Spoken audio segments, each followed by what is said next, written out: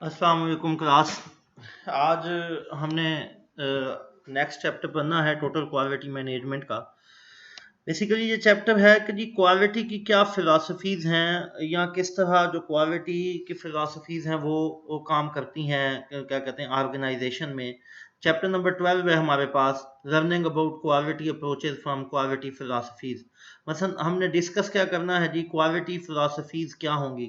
अब हम जब क्वालिटी की फ़िलासफ़ी की बात करते हैं तो हम सबसे पहले एज ए क्वालिटी फ़िलासफ़ी को डिस्कस कर लेते हैं। जिस तरह आपने देखा, ये मेरे सामने एक मतलब टैब खुली हुई है गूगल से, मैंने इसको क्या कहते ओपन किया है। हम जब भी क्वालिटी फ़िलासफ़ी ऑफ क्वालिटी की बात करते हैं तो ट्रेडिशनली हम यही डिस्कस करते हैं कि किस तरह हमने पूरी ऑर्गेनाइजेशन में कॉर्पोरेट वाइड कैसे एम्फसाइज करना है कि जी किस तरह एक ऑर्गेनाइजेशन जो है वो क्वालिटी को क्रिएट कर सकती है।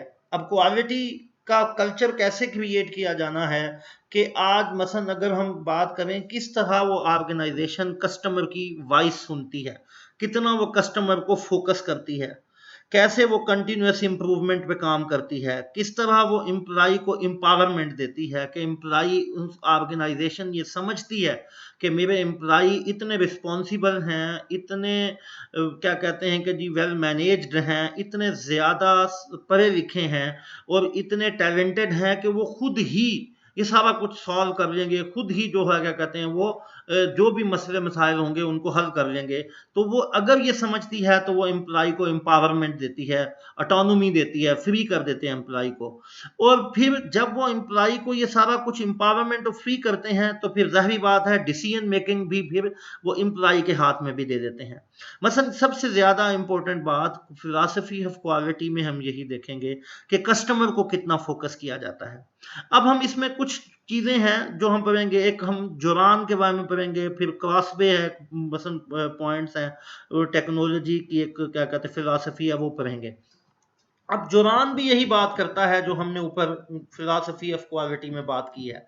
अब जुरान क्या कहता है जी, वो कहता है जी quality according to the mean that product meet customer needs, यानी कस्टमर की रिक्वायरमेंट के मुताबिक जब आप प्रोडक्ट बनाएंगे, कस्टमर की रिक्वायरमेंट के मुताबिक जब आप अपनी प्रोडक्शन या चीज़ों को लेके आएंगे, कस्टमर को सेंटर में रखेंगे, तो आप जो है वो खुद ब खुद क्वालिटी को अचीव कर लेंगे।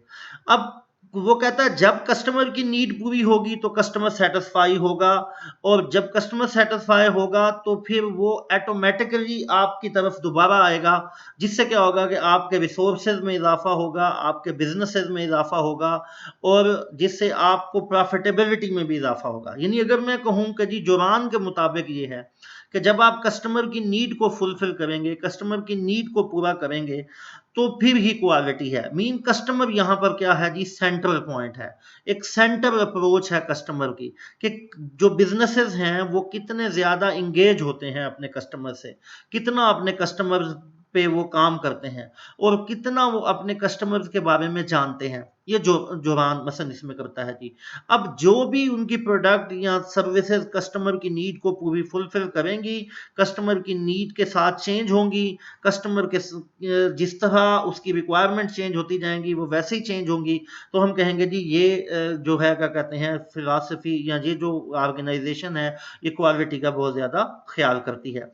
अब उसके बाद है जी क्रॉस बायस।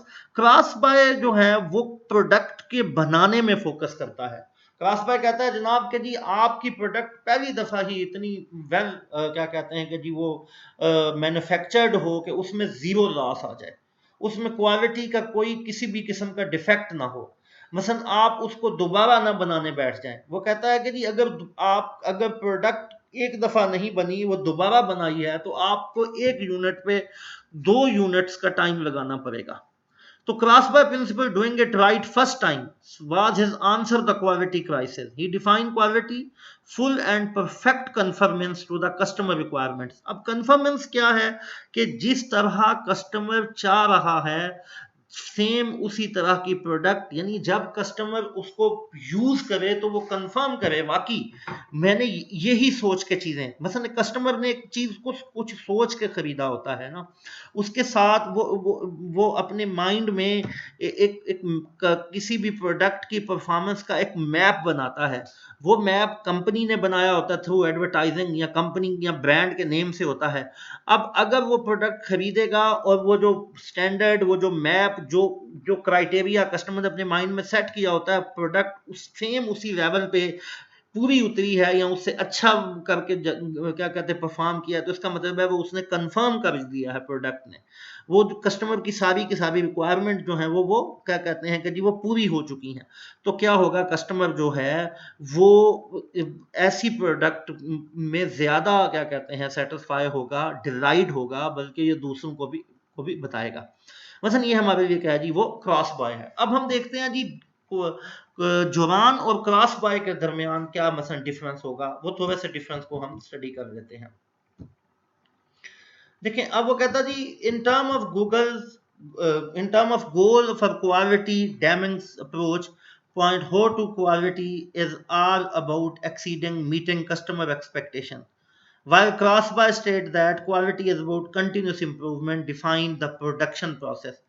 यानी जो डैमिंग अप्रोच है या जुरान कहता है, वो कहता है जी कि जी कंपनी जो है मसलन क्वालिटी जो है वो कस्टमर की एक्सपेक्टेशन को पूरा करने पे है, लेकिन क्रॉस बॉय कहता है कि जी आप कस्टमर की अप्रोच को भी, कस्टमर की नीड को भी पूरा करें और उसमें कंटिन्यूस इंप्रूवमेंट भी लेके आए। आप जैसे जैसे कंटिन्यूस इंप्रूवमेंट लेते आएंगे, आपकी जो प्रोडक्ट है वो ज्यादा अच्छी बनती जाएगी, ज्यादा बेहतर बनती जाएगी, जिससे आपको ज्यादा बेनिफिट होगा।